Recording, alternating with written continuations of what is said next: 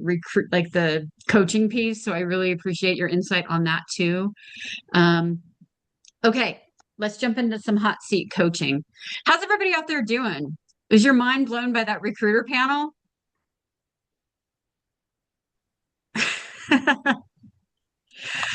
Okay. Um, I'm seeing some hearts, I'm seeing some claps, I'm seeing some this is why we do what we do.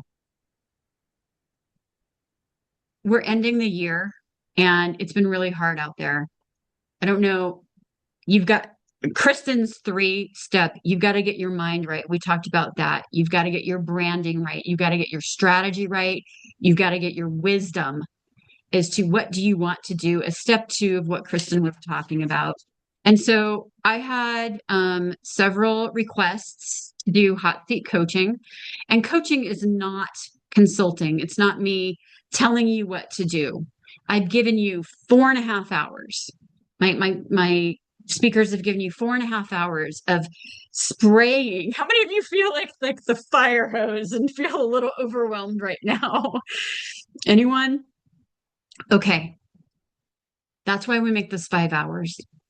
And you can reach out to Dom or Kristen, but do not say to them, do you have a job for me? Do not reach out to any recruiter in that manner. All right. Email them, call us. Kristen and I do a lot of work. I've worked with Dom on some SaaS for a Canadian company.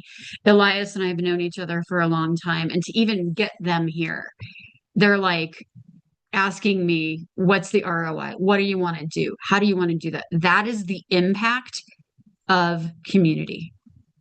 And because Dom and I were part of Forbes.jobs, we have 55 other recruiters that are niche. One of you is ESG. I know the head of talent, or the past head of ESG for Adidas. That's just an example. Okay, you ready for some hot seat coaching? Usually I get really grounded as a coach. I do my cards, I do some breath work, because as a coach, you are at the center of everything I do. There is a group out there called ICF. It's the International Coaching Federation. Many coaches are not certified. This year alone, since April, I have over 300 hours of paid coaching that I want to do. I'm actually taking an exam before the end of the year for that quote certification. And I would love to do some demonstrations of that. We only have like 30 minutes. So I've chosen 3. I would like to start with Bhuvana. Are you there? Yeah. Can you hear me? I can. Okay. Yes, I can. I have asked, can you guys see my screen? No? Okay. Not yet. And if I don't get to everyone, I will do this one-on-one because I really want to. And we had some pretty difficult requests, things on DEI that are very, very personal, things on interviewing stage techniques, things that I did not feel comfortable bringing to this entire group because they are so personal. I chose things that deal with the 3 areas. Bhavana, why don't you share in the next 10 minutes, what would your goal be in hot seat coaching? Okay. For me, one of the main thing is I'm in between jobs. Sorry, I have a job where I think I'll agree with what one of the persons said in the morning. I think you only mentioned that it's not about performance, but still I'm being let go because of something which I don't know, because they don't have time to groom me, where I'm ready to groom into the specific role. So for me, as part of the coaching, I want to understand how can I overcome some of my beliefs, like I would say the restricting beliefs. One is that sometimes I, when I see a job, my mind goes with all the constraints that work against that. Rather than seeing my match against the job, I start seeing, okay, this job needs travel. This job needs, okay, all 5 days here. Or this has, okay, maybe I have 7 out of 10, but then I may not have the industry experience, but then I don't want to fake that in my resume. So I start seeing what are the constraints in the role, and that puts me in a different way of response than the positive way that I should be branding myself for that role. So how do I overcome those kind of roles? And the second part I wanted to, I did the positive quotient test. I did come up with two different results when I saw some of the topmost were matching. So I'm very hypercritical about myself. So I always have a very huge bar for myself, and letting me go off for certain things is very difficult for me. So I'm okay, flexible with the kind of roles. I don't want to hold on to only certain positions. I'm okay to take a junior roles as well. But then how do I make sure that I work for what I need, and then I don't get into a regret later saying that, okay, I just chose this job because I want to keep my bread and butter. Okay. So how do I make sure that I make the right decision to see that I am picking up roles that I feel I'm worthy enough, though I have to make compromise at times to keep the life going on my, the day-to-day life going. How do I balance that self-worth and keep things moving in my regular life? So what is the kind of, you know, I would say it's very tricky, but then I'm trying to understand how do I make those decisions? Okay. First of all, thank you for giving me permission to do this in front of so many people. I hear you, and um, overcoming limiting beliefs is a huge topic for so many people. So this is why I wanted to open it up to Bhavana. How many of you can relate to this? How she, right? Okay.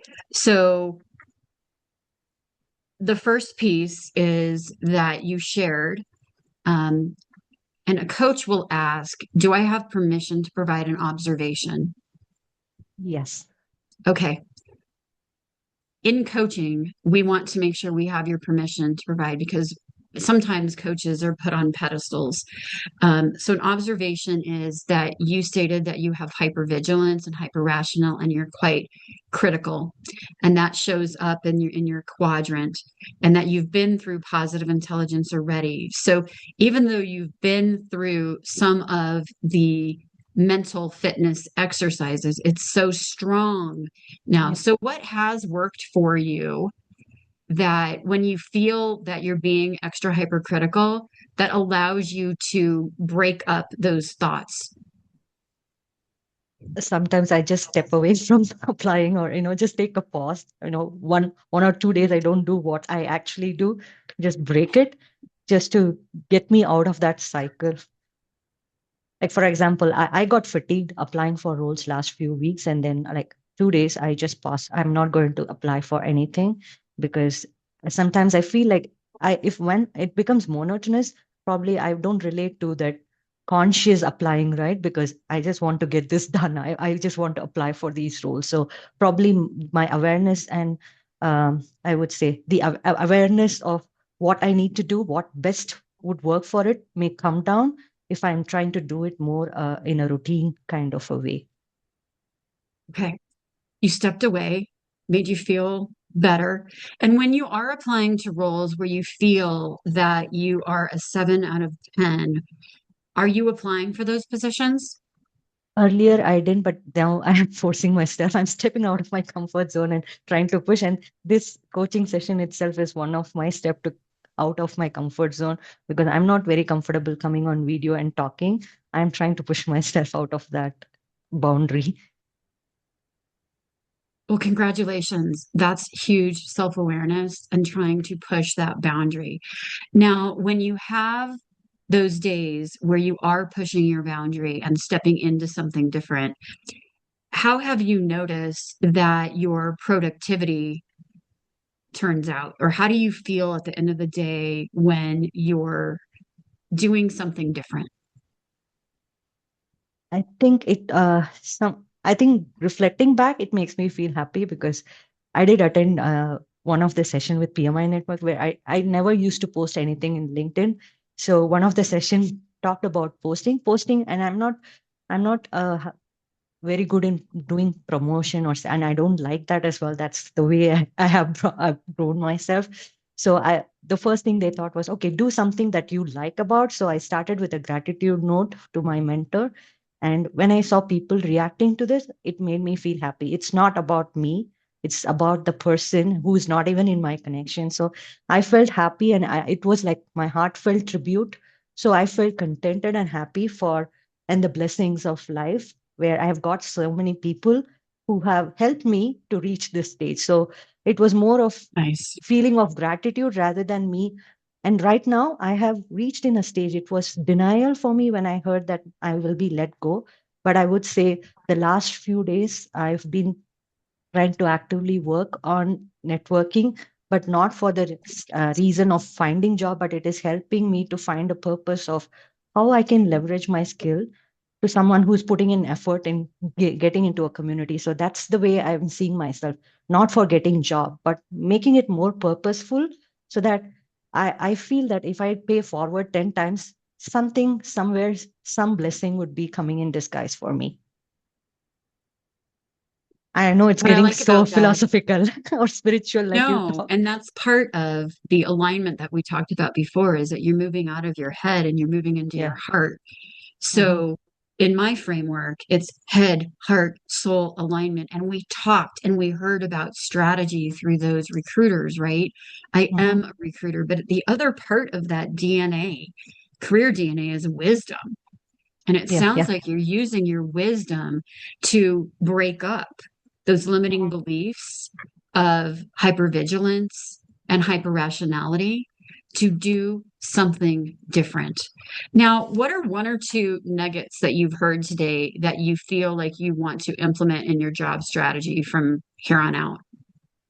So two things takeaway is, first, fix my resume because there were a lot of nuggets in how the format makes a big difference, right? Even to getting into that. And the second thing is the conscious application, trying to get that networking through LinkedIn, because that's something I have not done in a proper way. These are the two key takeaways for me. So I want to make sure that I find the right fit. And I think Dominic had a lot of tool tips there, and Elias was covering Yes. about how do we make the formats very easy so that ATS can parse it. So I think those two are the key takeaways for me. And one thing, like now, as I'm talking, it may be, I'm here. I don't feel that this is going to be a job loss for me. I think that this was an opportunity for the universe to trigger networking because of this job loss coming as a necessity for me. I'm starting to explore beyond my comfort zone. I got into the PMI network. I got to know about this session today. So I am maybe losing a job, but I'm winning a lot of people and connections, which is going to give me a lot of knowledge and learning in the due course. It may take a lot of time for me to find the next job, but I feel like the loss of a job, but I'm winning a lot of people around me. That's how I'm seeing this. So from the negativity that I was going through in October, literally crashed one day, and it was like, okay, this can't go bad than this. If I spend my energy on overcoming the grief, I thought, okay, let me put that in a positive way where I feel engaged in being part of some purpose, and then I'll rebound myself from that. That's the way I'm trying to look through. All right. So at the beginning, you talked about you have these hyper rational and hyper vigilant that limit you. And what I Mm-hmm. heard is that you're listening to the gifts that are Mm-hmm. coming to you, and that Yeah. you're able to quiet those limiting beliefs by leaning into what the universe is bringing you. Yeah. That is the wisdom that's part of the DNA. Mm-hmm. Your strategy can change through resume writing, through LinkedIn, through all the things you just heard. But if that wisdom is not there, it's like you're going like this. So, is there anything that you might need from an accountability standpoint to help you move forward? Yeah, probably on the LinkedIn side, I'm not resume update, I do it, but then LinkedIn is something that it's very difficult to break that barrier. I know Tyler pushed me for posting PMI related stuff. Maybe I'll make him my accountability partner, or maybe you can help me as well. Like, because I'm not very, I feel like it's more of self promotion, and that's the boundary I'm trying to get Mm. through it. I don't want it to become I know many of us say like we are a brand itself, but then I don't want to market myself as a product always. I am the person I am, and I have my own values and beliefs, and I don't want that to be marketed like a product.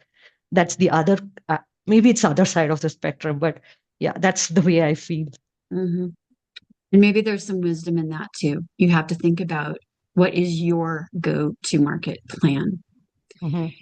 So, what are your takeaways from our mini conversation? Okay, so for me, I would say there's a lot of information that has come in. So for me, I, I always think in the power of three. That because that way, if I restrict myself with two or three tasks, that will be more easily manageable than getting overwhelmed with a lot of responsibilities. So I'm going to write down what are the first three things that I would do in the next week or 10 days, be it resume or LinkedIn or the way I'll change my job search. So those are the things that I'm planning to work on in the next few days. Yeah. Wonderful. All right, thank you. Thank you. That's an example. We start by asking the goal. We do not provide, that's coaching. Then there's consulting, right? And in the strategy helix that I keep talking about, that's when we start to get in. Do I have your permission to go from coaching? And there's a couple of people who can laugh that are here because I always ask for, do I have permission to go from coaching to consulting? And that's where I'm like, okay, I need you to do this, this, and this. But what you just learned from Bahava Bhuvana, excuse me, is these thoughts, once you find the gift and once you can see where the universe is taking it, that's what I mean by holistic coaching. Okay. We're at 135. This always happens. Roseanne, I'm going to have to do yours privately because I did talk with Galen prior. So I know Roseanne and I have a one-on-one session already, but Galen, I'd love to pin you. Are you here? Yeah. Okay. First of all, it's nice to meet you. I've never met before. I was just thrilled to see your HR background. I reached out this morning because some of you might have gotten notes from me. That is my way of 113 points. So I'm trying to replicate what I'm teaching you on today so that you can see how I reach out. I might leave you a voice memo, etc. So, Galen, what prompted you to request hot seat coaching today? And what would you like our goal for the next 10 minutes to be? I guess what prompted me to request this coaching is feeling like I may not be presenting my best self at interviews. And I've been out of a job since the end of June, and I had one offer which I did not accept from people that know me very well. But I've been presenting myself to, prospective employers that don't know me at all. And I may be doing something in during the interview that turns people off. And I guess one thing that I can think of is in an interview that I had earlier this week, I was asked why I left a particular job, and I said for a new opportunity. And I feel like I kind of lost, and just also commenting on what Bhavana said, I think and she's going through where she's going to be losing a job right now, and so it's important for all of us to, I mean, for me at least, to figure out that story that I'm going to tell about why I left the job. And sometimes you internalize it and feel, and then you feel like, well, maybe it was my fault. And then that's going to come across to a recruiter, and that's not good at all. So, I mean, I think instead of saying for a new opportunity, I could have said, that there was my job reported into a different department, and that's why I lost it. I guess that's where I need help. Okay. I'm hearing two different potential goals. The first is how you're presenting yourself in interviews. And then the other might be having a narrative or a story of why you left. In the next 10 minutes, which would be more beneficial for you to vet through? I guess the narrative, and then that's what I would be presenting. Okay. All right, I'm just going to stop for a minute. So, lots of times clients come in and they're like, they have this huge macro on their mind. Our job is to get you really focused on what we can do for you in that time and build an agreement for you of how we can help you meet that one goal and vet through those things. So, whoever you talk to, make sure that coaches are asking the right pointed questions. So, Galen, what I heard you say is your narrative on why you left. Is that correct? Okay. It's a little bit hard for me to hear you auditorily, if that's even a word. um, so can you, this is a vulnerable piece, and if you want to do this one-on-one with me, I would respect that. But we are here now. I'm totally present with you. I heard you say that you left your role for a new opportunity. Is that correct? That's correct. Okay. And what's the response that you perceive that you're getting? I mean, I don't think it was a negative response. I just feel like I didn't give enough information about why I left. I feel like maybe somebody would be looking for more if they're interviewing. Okay. Coaching hat off. As a recruiter, if I hear that, I'm known as Mariana Rivera of recruitment, meaning interviewing. I'm going to want to know more. I am the closer. So I do agree that if I'm hearing that and putting my recruiting hat on, I'm going to be like, tell me more about that. So, Galen, can you tell us more about what happened? And then we're going to build a narrative around that right now. Is that acceptable? Sure, let's do it. Okay. Okay. I don't even have to tell you which job it was. You don't care. No, and that's good. Like two snaps up to that. Like, right? There's Right, no right. judgment here at all. So what happened? Well, what happened is, what I was expressing that my job, the HR, instead of reporting to finance, was reporting to operations, and that's a decision that the leadership team made. And then the person that was in charge of operations was not interested in having me in that role. How do you know that? What occurred to clue you in to was not interested in that role?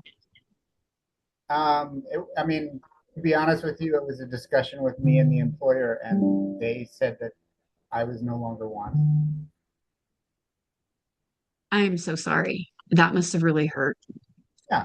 Now, in a normal coaching session, I would stop and I would say, is there something that you would like to vet through? Are there, like, I usually have an hour with people, and that emotion that comes up, I cannot ignore. Yeah, I would never wild, ignore. so I don't have a lot of emotions coming up. Okay, great. In 10 minutes, it's hard, but I would check in with you. Our job as coaches is to check in with you whenever we see something. All right. So you were reporting into HR, into operations. I was reporting into finance. They switched it to operations. Switch it to ops. Okay. Right, right. And I would say that they were interested in moving on to a different person for the HR role. Okay. I would want more context. I'm a context person. Okay. So you were reporting to finance. They wanted you to go to ops. Is that correct? That's correct.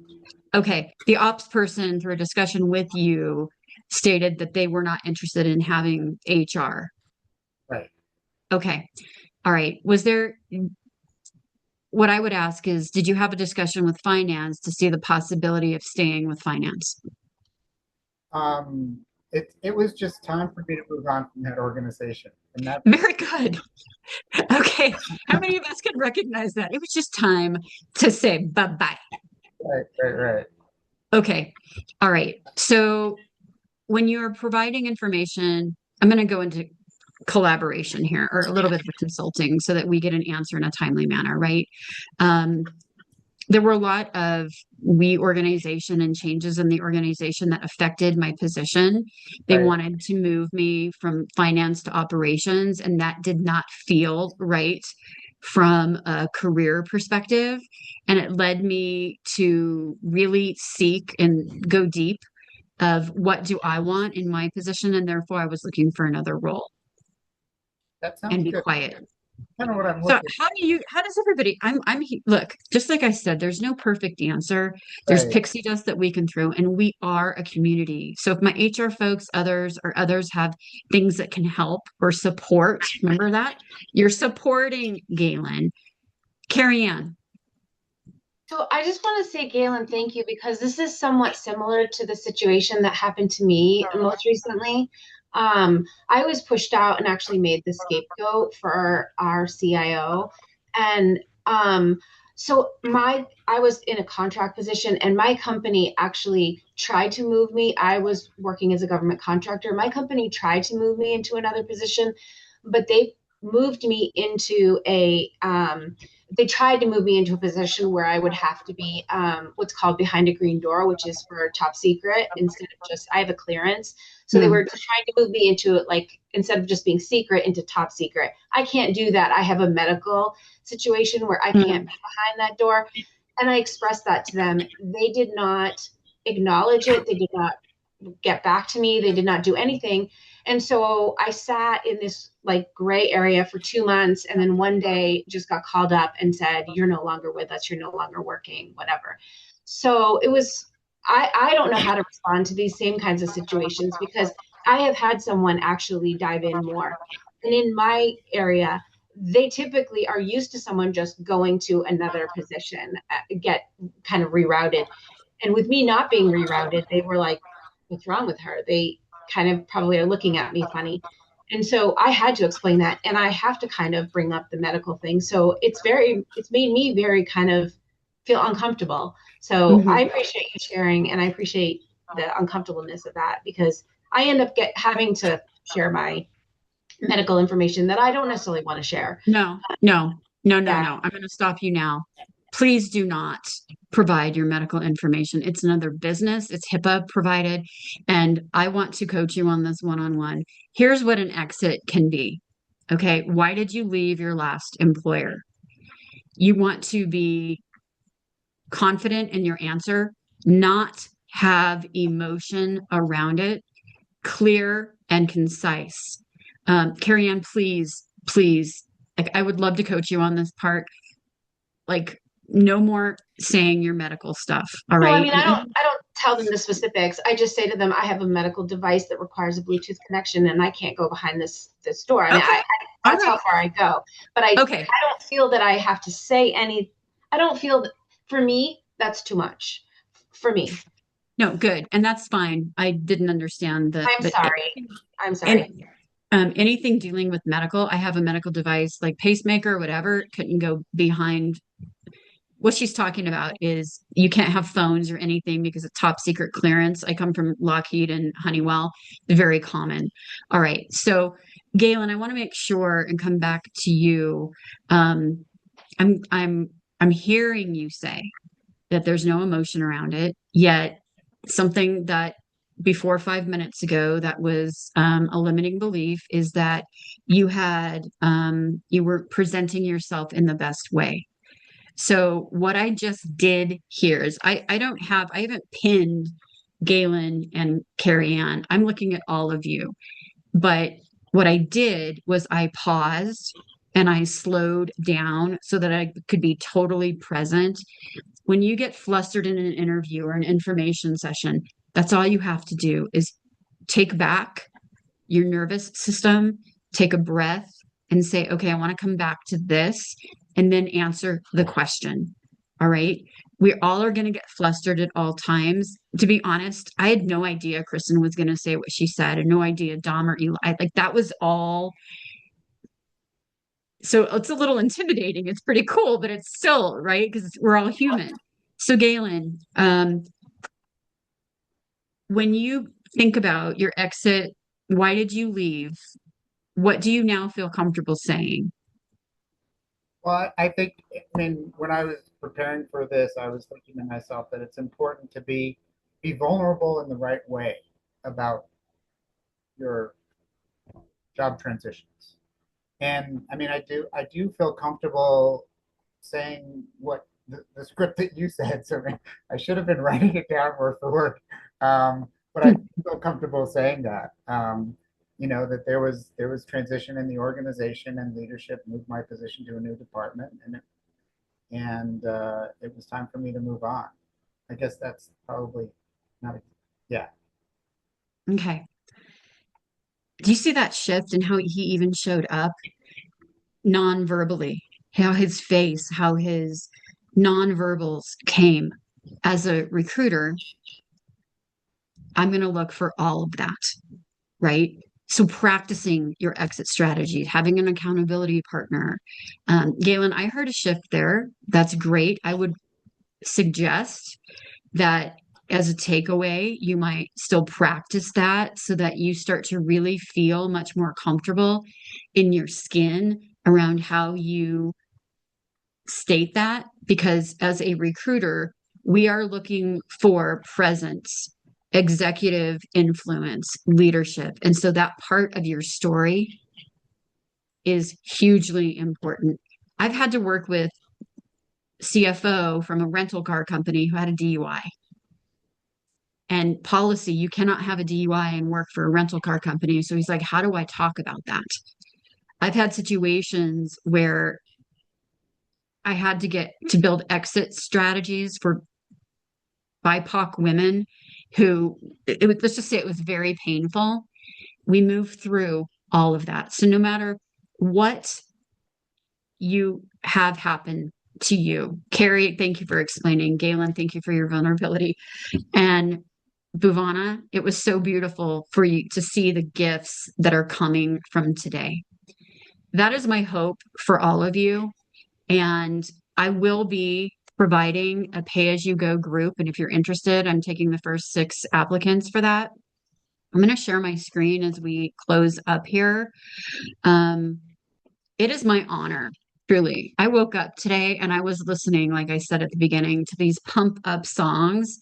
And I may just have a good cry because today I feel really good about what kind of support and service we are able to provide to you. I love what I do. And it's hard for me to get emails that I've had 15 rejections because I care, and you know who you are, who I'm talking to, because I care about your family. Like you guys know. All right. Michelle, you're okay. You're an empath. We get it. Okay. It's okay. Thanks. Okay. I would love to help you with your 2026 strategy. I would love to help you get your strategy right, your head, your heart, your soul aligned. That's not just through me, it's through other service providers. I work a lot with people who need psychiatry or that need therapy or in recovery of some type that have counterproductive behaviors. The more broken you are, the more I love you. I work a lot with BIPOC and LGBTQ. I am an inclusion ally. If you can't tell, I do a lot of global. I'm bilingual. So I'd love to talk with you. Roseanne, I can't wait to talk to you about how you want to move to Malaysia and things like that. Here's my QR code. I'm not going to try to be salesy. I have over 100 testimonials on LinkedIn. I do 2 things. I am a coach and I'm a super networker, and any of the HR folks out there can tell you. And I'm a recruiter. I do 2 things. I wake up in the morning and I love what I do. If I can help you, I'd love to offer that to you. I have some things coming up, like a pay-as-you-go program. It is for 3 months. It's 6. Maida is out there. Jennifer is out there. If you just want to chime into what you've gotten from the group, that'd be great. That's not for me to make money. That is for me to give back and for you to pay as you can as you go. I also have groups that are starting where positive intelligence, we can put you into groups. I have deals with Lizelle and Lisa that we're working on, not just you get resume and LinkedIn. And I have strategy and where I introduce you to people. So if that interests you, I would love to chat. I'm not going to sit here and talk about money, none of that stuff. You can use your time. I believe the universe brings me people I'm supposed to work with. I believe that the universe has enough grace and alignment for all of us. And you've heard me talk about that a couple times. I might pull a Ganesha card. I might pull angel cards in your business. Here are just some of my past clients that are public. Kaylin actually works for Kaiser Permanente. She was in nonprofit, and it helped her get through some difficult times. My HR folks might actually know Kaylin from our SHRM conferences. Kara was she's a lobbyist. She now opened her own business. We worked through a very, very difficult exit where I pulled in other support providers, including other HR consultants, because it got so hairy. We got her out of where she was. She had a plan, a strategy, and she used her wisdom to start her own business. I met with her a month ago. She is killing it. She's truly happy in her new chapter. Gina went from 20 years in doing telecom and really loving HR. She's now in HR. She's a labor relations specialist working with the NLRB. She got a 25% pay increase. Over the past 6 years, my clients have earned over $10 million of total comp promotions. There's one person on this call today that I think was over a 40% increase in pay. You know who you are. I love you as my friend, as my colleague. If anything has resonated with you today, you know my community now, you know how I am. If I can help you, I would love to chat. My last client here is Dugyu. This isn't showing some of my guys, but I definitely work with some of my guys too. Dugyu she got a double promotion after working with us. She's now the head of industrial partnerships for Colorado School of Mines. And she's doing a lot with immigration, and love her. She landed her dream job. So I just want to say thank you. I think I am going to go have a good cry because I feel so blessed. We're almost right at 2:00. We'll be sending out the recording. I want to say thank you to Adrienne for all of her back help. She's got some interviews, you guys. So we want to just snaps to her, right? If you need help in the Denver market or people that you need to know, good luck with your interviews. Today's just Thursday. I hope that you take the workbook, that you take anything that you've heard. And if I can personally help you, I'd love to chat and see how. I really appreciate your time, and I can't wait to see you at our next community event. Have a great afternoon, everyone. I'm going to stay on. You're welcome, Christina. You're welcome, Diana. It's really my pleasure. This is the most fun I've had all week. And you get that energy. This is totally how I am. Thank you so much. Awesome. Thank you. Bye, everyone. Bye. We'll have the recording out within 48 hours.